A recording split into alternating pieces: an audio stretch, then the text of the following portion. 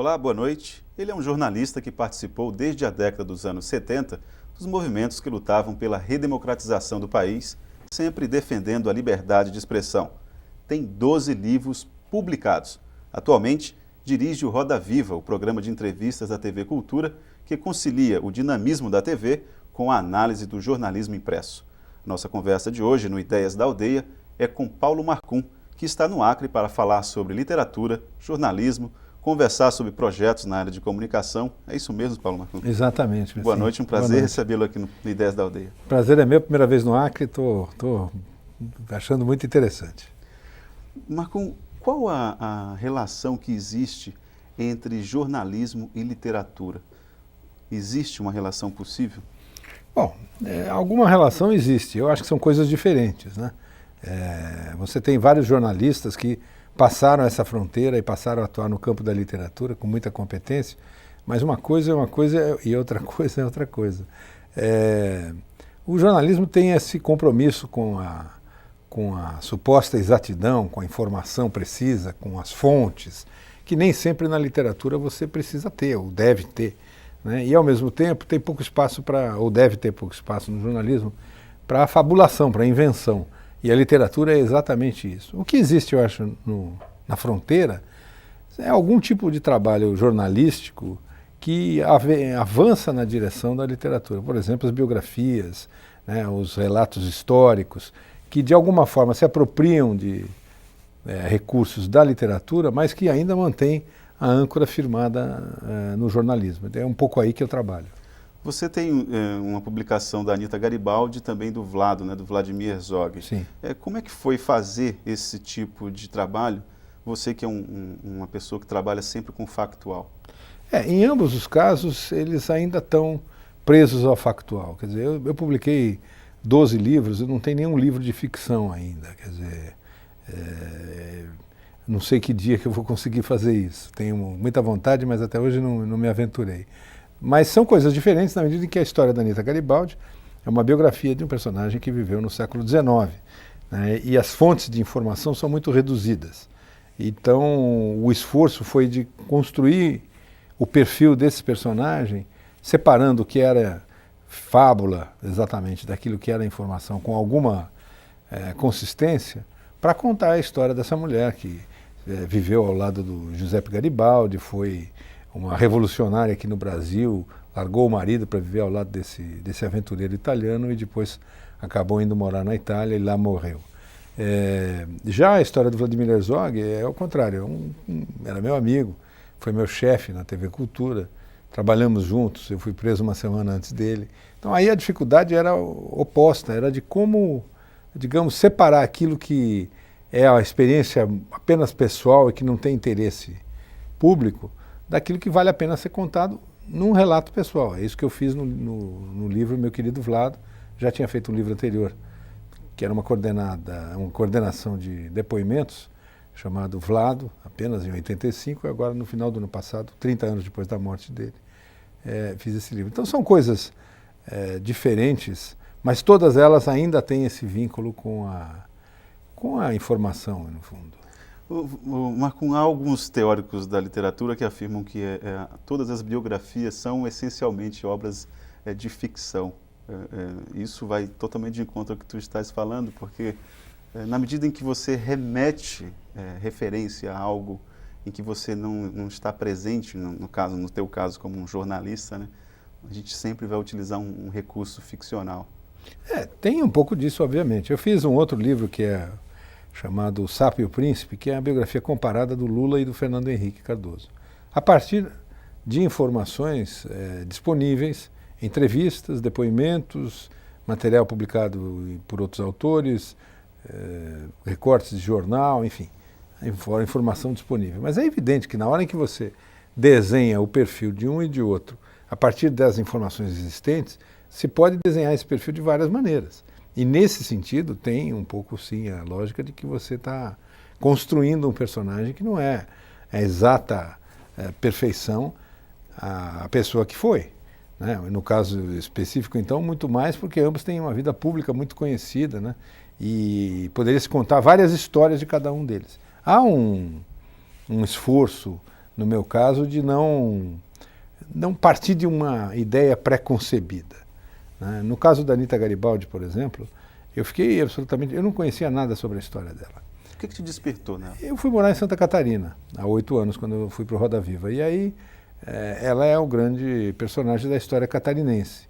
E foi, na verdade, uma decisão muito pragmática, porque um conhecido meu lá me disse, olha, você está aqui, você já escreveu alguns livros de biografia, por que você não escreve a biografia da Anita Garibaldi? Eu nem sabia do direito do assunto, tinha estudado na escola, como todo mundo, a história da heroína dos dois mundos e ponto final.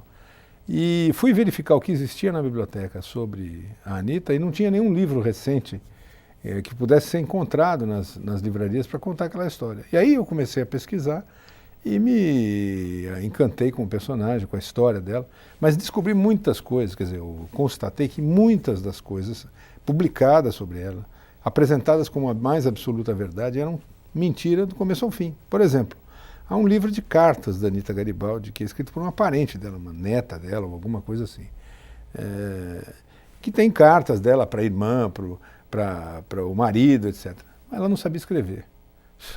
Então, era invenção, tá certo? Há, sim, ao longo da vida dela, 2 ou 3 cartas que ela assinou apenas e que ela ditou para alguém, que expressa um pouco do que ela pensava. Mas fora isso, a gente não sabe quais eram os sentimentos da Anita Garibaldi, por que ela largou o marido para viver com esse aventureiro, né? Como é que foi possível isso numa cidadezinha como Laguna, né, em 1800 e pouco, ela com 18 anos, deixar o marido para ir viver com outro homem. O que deve ter sido esse escândalo naquela cidade, né, no momento de uma revolução. Então tudo isso dá para você imaginar, mas eu procurei apenas apresentar, digamos, pinceladas de informação, de relatos, como por exemplo do próprio Garibaldi, para que as pessoas imaginassem cada uma a sua versão da história, e não contar uma história ficcional que poderia ser um outro caminho, muita gente já fez até com competência. Marco, você falou aí a respeito do interesse público que permeia a tua obra toda.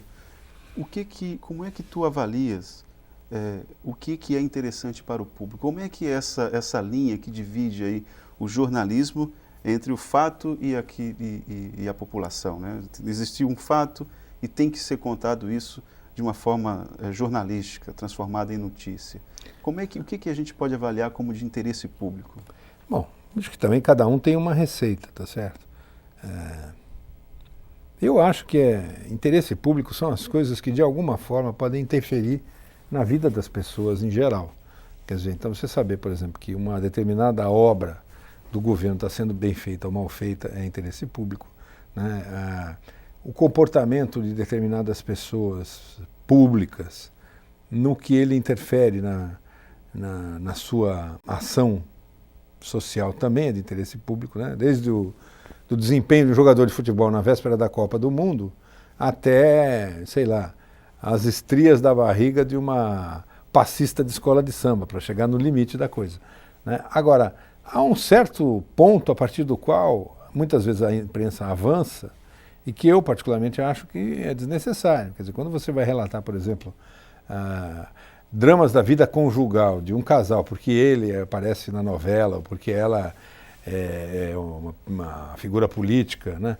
Ou você vai mostrar, enfim, os bastidores da vida familiar, o comportamento que as pessoas têm dentro de casa. E mesmo acho que quando as pessoas se dispõem, por exemplo, a mostrar para uma publicação o interior da sua casa, como é que ele se veste, ele sentado ou ela sentada na beira da piscina, né? Como se isso fosse uma espécie de... voyeur, né? Que é uma coisa que vem desde o tempo dos reis, né? Quer dizer, você ficar perto dos... Antigamente era dos poderosos, né? Do sangue azul. Hoje em dia é dos chiques e famosos, né? Aí eu acho que não tem interesse público, embora o público tenha interesse sobre essas questões e faça movimentar uma enorme indústria que envolve revistas, programas de TV, anúncios, filmes, histórias, textos, enfim, tudo sobre isso. É uma coisa que gira em torno disso, mas eu, no meu entendimento, não tenho nenhum interesse de fazer esse tipo de trabalho. E o grande jornalismo? Você avalia que nós, comunicadores, temos conseguido nos comunicar, tanto seja nos grandes veículos de comunicação ou no jornalismo regional, A comunicação tem se efetivado? Já pergunta um pouco genérica demais, para ser bastante sincero, porque depende, tá certo? Acho que, no geral, sim. Quer dizer, a sociedade tem tido cada vez mais informação sobre tudo, né? A dificuldade justamente que acontece hoje em dia é que a informação é tanta que você não sabe por onde começar, né? Se você ligar um computador, por exemplo, e aonde você vai? Que informação você vai obter? Da onde qual é que é a informação de credibilidade? Você chega numa banca de jornal e a quantidade de publicações que tem é tão imensa que ninguém vai conseguir jamais consumir aquilo tudo. Então você tem que começar a estabelecer critérios, você, o consumidor da informação. E mais do que isso, na internet você tem o consumidor virando produtor. E, portanto, qualquer um pode produzir informação, pode produzir comunicação, né? O YouTube está aí como um exemplo disso, né? O Orkut, essas comunidades da internet, em que se acaba essa distinção entre quem é comunicador e quem é consumidor da informação. Agora, no jornalismo, particularmente, também acho que houve um avanço bastante grande, que hoje em dia a imprensa é melhor do que era no passado, principalmente no Brasil. Mas há nuances, quer dizer, a imprensa regional, em muitos casos, é atrelada ao poder, né, totalmente. Ela só atinge um pequeno número de pessoas. Se a gente verificar o número de jornais, por exemplo, impressos no Brasil em relação à população, ele é muito, muito pequeno. Muitas vezes menor do que a quantidade de jornais que circula só na cidade de Buenos Aires, por exemplo. Então, tem casos e casos. Em relação à neutralidade, Marcon, a gente sempre aprende em manuais ou nas escolas de comunicação que se busca pela imparcialidade ou neutralidade da informação, passar a informação da maneira mais neutra possível, imparcial possível. Essa tua busca, você que já tem tanta experiência na área de jornalismo, você consegue ser imparcial, ser neutro na maioria das tuas informações? Eu acho que ninguém é nem imparcial nem neutro, né? Não é possível ser isso, né? A gente não é uma máquina. O que eu procuro fazer, e acho que muita gente na nossa profissão procura fazer, é não ir para o trabalho com um caminhão de preconceitos atrás, certo? Ou na frente, às vezes. Quer dizer, então, se você vai entrevistar uma pessoa, e se você não tiver curiosidade de saber o que essa pessoa pensa, melhor não entrevistar. Se você vai fazer uma reportagem, você já tem a conclusão do assunto, já sabe tudo o que vai acontecer, já decidiu quem está certo, quem está errado, você vai prejudicar o seu trabalho. Agora, isso não quer dizer que a gente deixe de lado as opiniões, pontos de vista, preferências, né? Isso continua na atividade, mas de alguma maneira tem que se procurar, eu pelo menos procuro, não partir desse princípio. Às vezes eu estou entrevistando lá na TV personalidades que, em primeiro lugar, que eu sei que estão mentindo. Sei, tenho mais absoluta convicção. Agora não tem como provar. Então, se eu não tenho como provar, o que adianta? Eu vou ficar dizendo para a pessoa, não, o senhor está mentindo? Não, não adianta, né? Eu acho que às vezes as pessoas até revelam isso na maneira de sentar, na maneira de se expressar pelo corpo. Isso é uma pesquisa muito clara sobre isso, de como que as pessoas se expressam mais do que verbalmente. E fora isso, quer dizer, aquela história do outro lado, né, que o jornalista deveria ouvir. Não tem um lado só, um outro lado. Tem muitos lados, geralmente, né? Em muitos casos. Se você vê um escândalo, por exemplo, como a máfia dos sanguessugas aí, o espaço para o outro lado tem que existir, mas é óbvio e evidente que a quantidade de provas e de indícios que existem em relação à participação de muitos parlamentares nesse escândalo torna muito evidente a coisa. Fica aquela história, tem nariz de elefante, rabo de elefante, orelha de elefante, não é elefante? Pode ser elefante. Deve ser elefante. Mas, ainda assim, às vezes a imprensa se antecipa ao julgamento que deveria ser de outra instância que não o da própria mídia. Marcon, a gente vai fazer um breve intervalo e voltamos a falar sobre jornalismo, tá ok? Ok. O Ideias da Aldeia volta após o intervalo.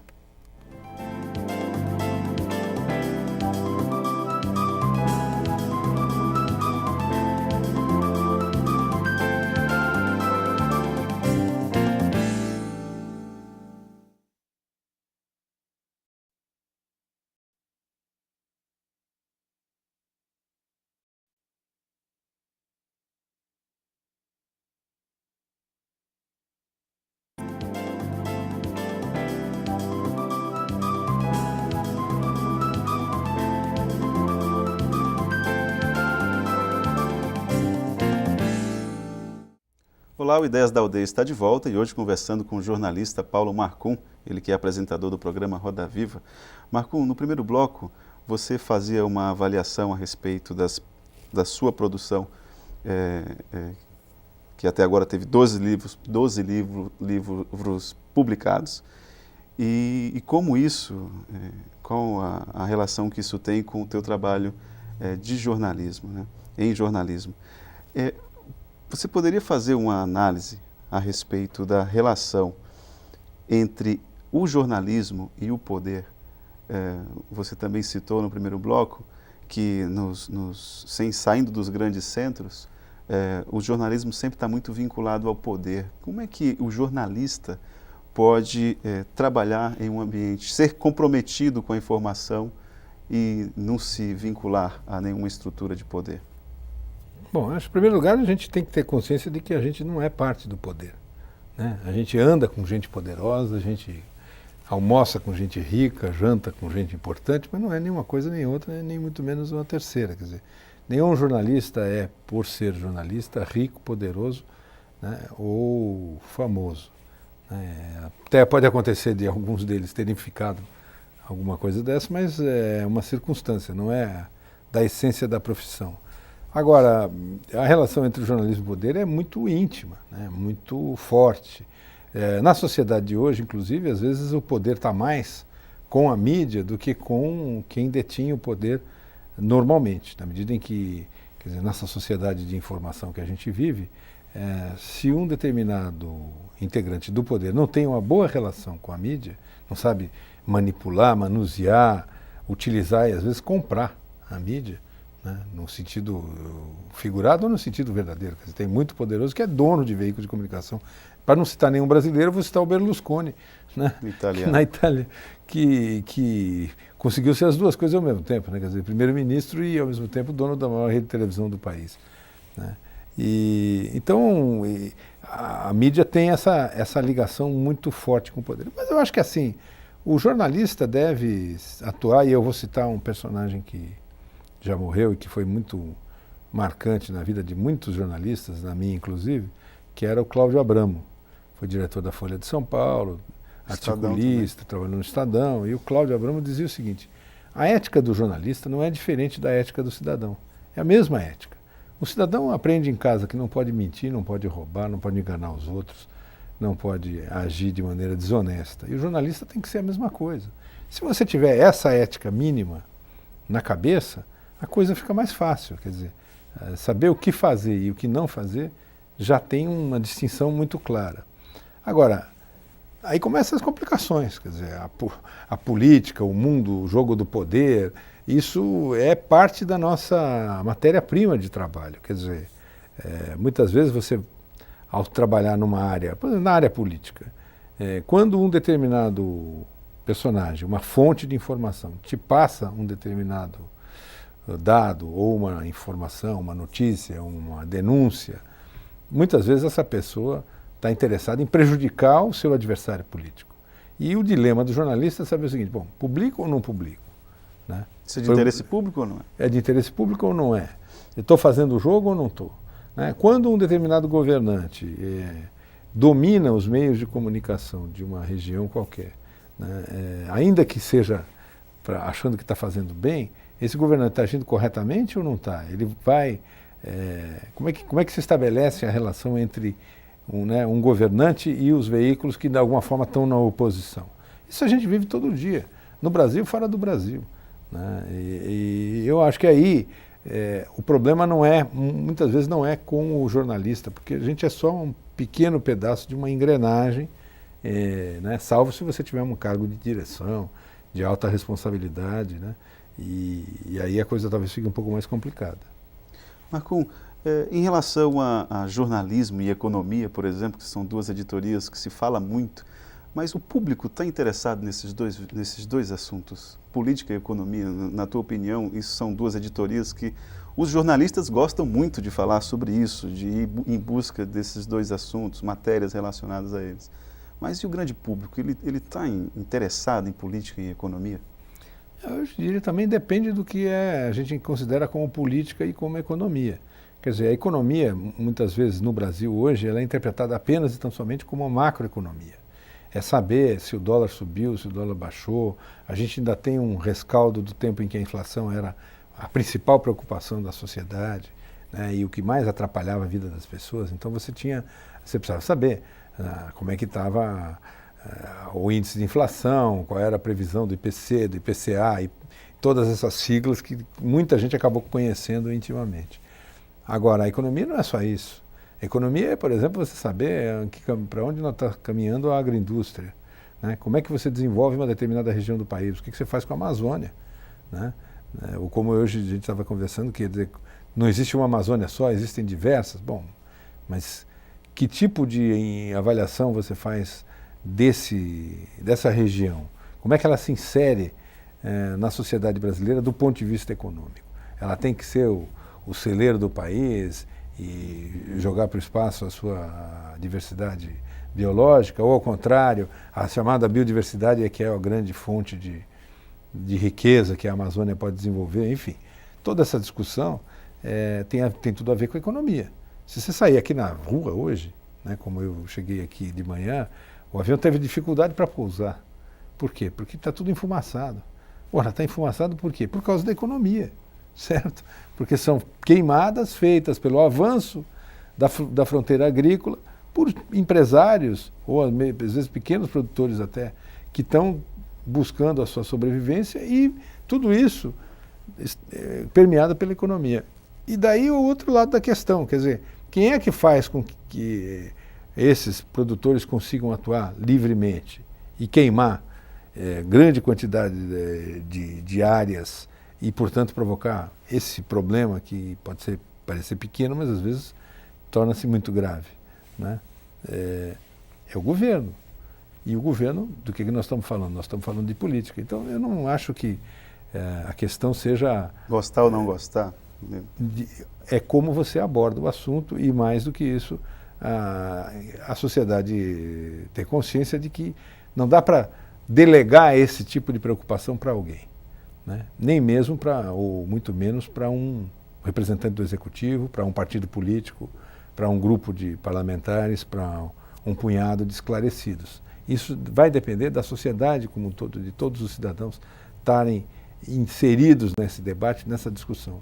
Isso não é fácil por causa de todas aquelas questões da educação, do grau de alienação da sociedade, enfim, aí dá para fazer um discurso interminável, mas o fato é esse. Marco, antes de nós falarmos a respeito do último livro teu publicado, gostaria de falar a respeito das escolas de comunicação. Faz a última pergunta sobre comunicação.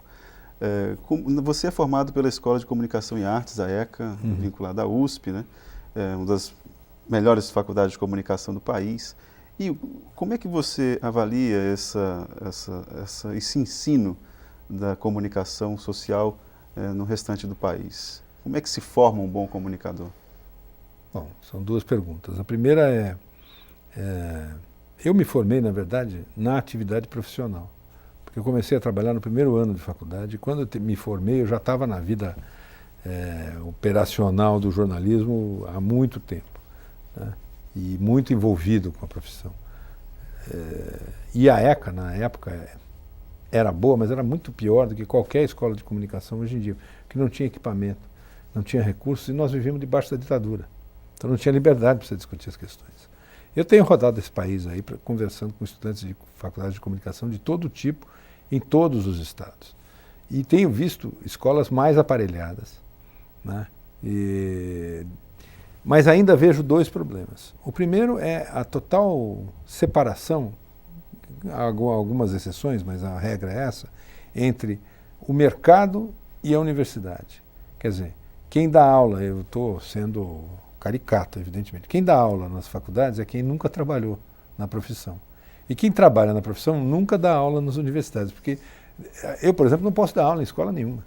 Eu sou formado, mas não sou doutorado, mestrado, nada nenhum.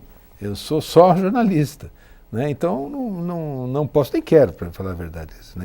Eu já tive uma pequena experiência e não tenho interesse de voltar. Mas essa separação faz com que muitas vezes as discussões que se tem na universidade sejam discussões absolutamente teóricas. E mais, com todos os recursos que há nas universidades, de computadores, ilhas de edição, emissoras de rádio às vezes, jornais laboratório, etc. e tal, eu vejo os estudantes de comunicação, de modo geral, fazendo exatamente aquilo que faz o mercado, né? Quando deveria ser a universidade o lugar, em primeiro lugar, de se experimentar, fazer diferente. Não sei, o jornal é assim, faz assado, né? O programa de TV filma de um jeito, filme do outro. Quer dizer, estou também sendo caricato mais uma vez, não é você reinventar a roda, mas tem espaço para inovação que não está sendo utilizado, né? E falta ousadia. Pior ainda, nas universidades públicas é onde você tem os estudantes que poderiam ser os melhores estudantes, porque vieram de um colégio particular, tiveram uma base intelectual melhor, e você tem o maior número de pessoas desinteressadas, de pessoas apáticas, que estão ali não sei porquê. Nas universidades particulares, muitas vezes no curso noturno, é que você tem as pessoas que estão super afim de aprender, de batalhar, e que não têm base teórica suficiente, muitas vezes têm que trabalhar o dia inteiro, pagam uma fortuna para estar naquela faculdade. Então, essa é um pouco da realidade. Nesse cenário, é que eu acho que a formação do jornalista ainda deixa a desejar muito. Eu, hoje em dia, acho que não deveria haver a obrigatoriedade do diploma. Estou convencido disso, acho que é uma besteira, né? Eu, quando era estudante, briguei por isso. Mas eu tenho certeza de que qualquer estudante formado numa boa universidade, que tenha tido possibilidade de experimentar, pesquisar, discutir, analisar, se aprofundar, será melhor do que aquele que não foi formado em faculdade nenhuma. E, portanto, vai ter o seu lugar no mercado de trabalho, não vai depender dessa reserva de mercado que cada dia se aprofunda mais, né? Agora, há poucos dias, houve uma tentativa de ampliar isso mais ainda, né? Eu discordo completamente desse tipo de caminho. Acho que não é por aí que se conquista um mercado de trabalho, que se abre a possibilidade para os profissionais. Não é obrigando alguém a ter o seu diploma, né? Eu não sei nem onde está o meu diploma. Entendeu? Sinceramente, nunca registrei o diploma no Ministério do Trabalho, né? Então, por quê? Porque eu acho que não precisei. Agora, o pouco que eu aprendi na universidade, porque foi na universidade nesse tempo aí, que infelizmente já passou, me vale muito. E eu gostaria hoje de ter o tempo e a disponibilidade que qualquer jovem tem, de poder estudar, experimentar, investigar, né, e avançar por esse mundo absolutamente inexplorado que é, por exemplo, a internet. Marco, vamos falar agora a respeito dessa publicação, O Melhor do Roda Viva. Na verdade, são 3 livros, né? O Melhor do Roda Viva, Poder, Internacional e Cultura. Qual a dificuldade de você elaborar um trabalho como esse? O que isso te exigiu? Bom, isso aí foi uma coisa que eu fiz desde o começo. Eu criei o projeto, aprovei na lei de incentivo. Não foi uma iniciativa da TV Cultura, foi uma iniciativa pessoal minha, com, obviamente, a anuência e o apoio da TV. Consegui os patrocinadores, mas isso aí até que foi o que deu menos trabalho. O que deu mais trabalho foi justamente selecionar 60 entrevistas em mais de 1000. Eu fiz uma primeira seleção de 220, essas entrevistas foram transcritas para texto, e a partir daí eu procurei ler tudo e separar, porque não cabia 220, não cabia nem 150, não cabia 100, cabia apenas 20 cada volume, né? Porque, embora eu tenha reduzido bastante o texto, eu procurei manter a essência do que foi dito, e não houve cortes assim, houve cortes de assuntos, mas não a reescrita, digamos assim. É o que as pessoas disseram com as palavras dela. Marco, em algum momento, quando você estava relendo as entrevistas, você conseguiu observar coisas que na hora ali da entrevista você não conseguiu observar e de certa forma te desencantou? Houve alguma situação assim? Muitas. Eu acho assim, o que é interessante nessa série é que muitas das entrevistas, principalmente as que estão aí selecionadas, porque um critério foi esse justamente, são muito melhores lidas do que assistidas. Porque você pode reler, anotar, voltar para trás, entender o que a pessoa estava dizendo e até mesmo perceber esse embate que às vezes se estabelece entre o entrevistado e os entrevistadores, que fica ali um pouco confuso naquela coisa, porque um volta aí, o outro interrompe, enfim, é meio anárquico o programa. Então esse foi um grande diferencial desse projeto. Eu estou, nesse momento, tentando, digamos, completar esse trabalho, colocando todas as entrevistas do Roda Viva na internet, no formato texto. Isso é um trabalho que eu venho desenvolvendo aí, um projeto que eu estou desenvolvendo com a Fundação de Pesquisa do Estado de São Paulo, a FAPESP, há mais de 1 ano, 2 anos que eu venho falando com eles, mas até agora não foi aprovado ainda. Esse que vai ser um jornal na internet, é isso? Não. O jornal na internet é um projeto pessoal meu. Esse é criar um portal do Roda Viva e lá você ter todas as entrevistas, de tal modo que se você digitar a expressão lá, Amazônia ou Acre ou, sei lá, biodiversidade, você vai saber tudo aquilo que foi dito no programa, em todos os programas, sobre aquele tema. Mas até agora não consegui ainda os recursos para isso. Espero que agora o programa está completando 20 anos, que finalmente a FAPESP aprove essa proposta que está há bastante tempo rolando lá.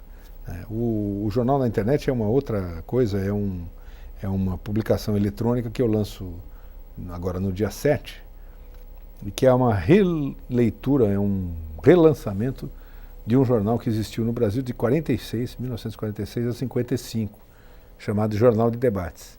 E que a grande característica era, o jornal propunha temas e qualquer pessoa podia escrever. E qualquer um que escrevesse poderia ser contestado por qualquer outro, certo? Então, na época escreviam o Luiz Carlos Prestes, Leomar Baleiro, Plínio Salgado, Jorge Amado, Raul Pila, que era o cara que defendia o parlamentarismo, por exemplo, o Malbataan, que foi um grande matemático, né? O Barão de Tararé escrevia. Então, esse jornal movimentou a sociedade brasileira, basicamente no Rio de Janeiro, a partir desse conceito. E eu estou implantando o mesmo conceito na internet.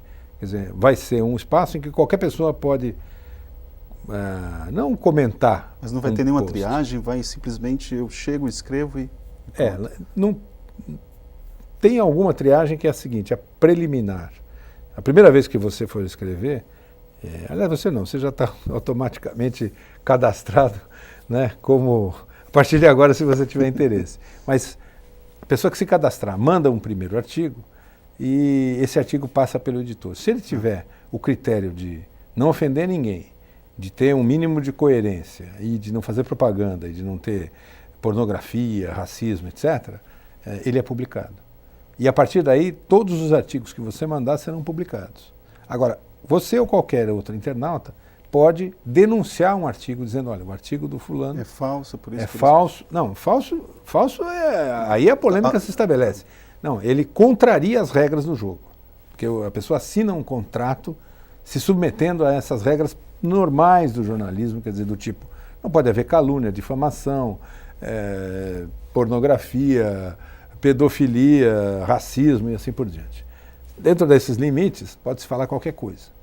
E aí, a denúncia feita de dizer que aquele artigo, aquela resposta, contraria as regras do jogo, remete o artigo para o editor, que poderá cassar, digamos, aquela publicação ou não, dependendo de achar que vale ou não vale. E, finalmente, haverá um conselho editorial bastante diversificado, que já tem figuras como José Sarney, Fernando Henrique Cardoso, Tarso Genro, Tom Zé, Antônio Nóbrega, Jorge Viana, Alberto Dines, tem 30 integrantes que têm a missão de definir os temas a serem discutidos, de um lado, e do outro lado de julgar casos duvidosos, porque às vezes o editor pode ter a dúvida de dizer, bom, eu não sei se esse artigo aqui ele ofende a pessoa ou não, ele pode ser publicado e leva para o conselho. Esse é o formato do Jornal de Debates, que não foi eu que inventei, ele só é a reprodução na internet, que é o veículo perfeitamente adaptado para isso,